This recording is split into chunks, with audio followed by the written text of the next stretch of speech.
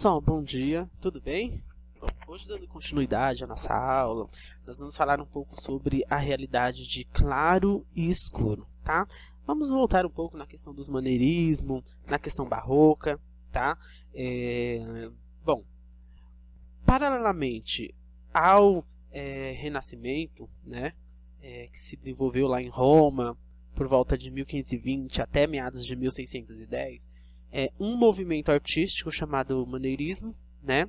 A palavra maniera, né, que é em italiano, significa maneira, que foi uma tendência, tá, para estilização exagerada, né, e um capricho nos detalhes que começaram a ser uma marca, tá? O maneirismo ele é uma consequência do Renascimento, então ele veio junto com a queda do Renascimento, veio entrando o maneirismo, tá? Então, o maneirismo ele é uma consequência de um Renascimento clássico, tá? Que passa a estar em evidência. Então, o maneirismo, o barroco, ele vem junto com o Renascimento e passa a ficar em evidência, tá? Os artistas neste período eles eram obrigados a buscar elementos que lhe permitiam renovar, né, e desenvolver todas as habilidades e técnicas adquiridas durante o Renascimento. Então, os artistas eles começaram a se renovar, tá? E eles começaram a buscar coisas novas, tá? Daquelas habilidades que eles desenvolveram lá no Renascimento. Bom, uma das suas fontes principais de inspiração foi o espírito religioso, né, que reinava na Europa. Então, o barroco, como vocês já sabem, ele tinha uma característica de religiosidade, né? E embora tanto os católicos como os protestantes, eles trabalhavam com a técnica desenvolvida no período do Renascimento, tá? O católico ele era voltado mais para a representação da dramaticidade, e enquanto os protestantes eles já se atentavam mais à arte que se aproximava com a aproximação da natureza, da realidade, né, do jogo de sombra e luz. E lá no norte da Europa, o artista chamado Frans Hals, ele foi o artista que mais utilizou essa técnica. Tá?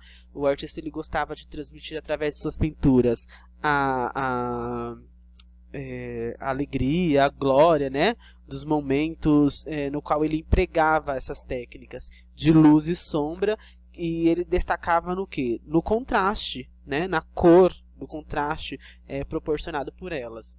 E aí ele gostava muito de retratar as pessoas que eram de costume, né, entre os artistas lá do século XV e XVI. As obras de arte elas passaram a ter um direcionamento, né, também para as pessoas comuns. Então passaram a se pintar as pessoas do cotidiano, as pessoas comuns, né, e aí deixou de ser uma exclusividade do público, né, eclesiástico e palacianos. E diante dessa mudança, isso teve um significado muito grande na época, tá? E isso fez com que as obras elas passassem a ser mais acessíveis pelas pessoas. Então essa mudança de deixar de fazer as pinturas do público, né, eclesiástico e do público palacianos, e passou a pintar mais as pessoas comuns. Isso marcou muito, né? Fez com que essas obras elas fossem mais acessíveis a essas pessoas, e isso teve um significado muito grande, tá? Uma das representações desenvolvidas pelos artistas foram a forma de retratar a natureza morta. Eu vou mostrar para vocês uma natureza morta aqui. E a arte de pintar, desenhar e fotografar as composições com o uso de elementos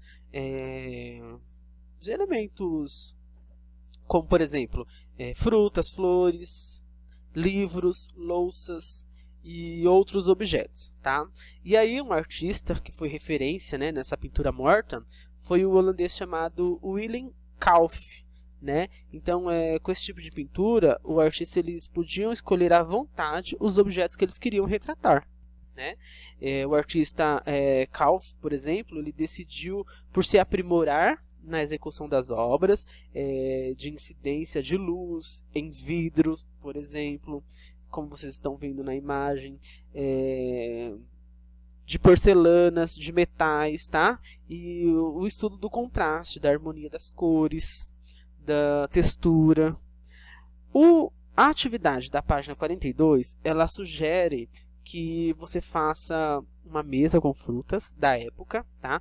Porém, como não é possível, né? Porque pede para vocês fazerem esse trabalho junto com outras pessoas.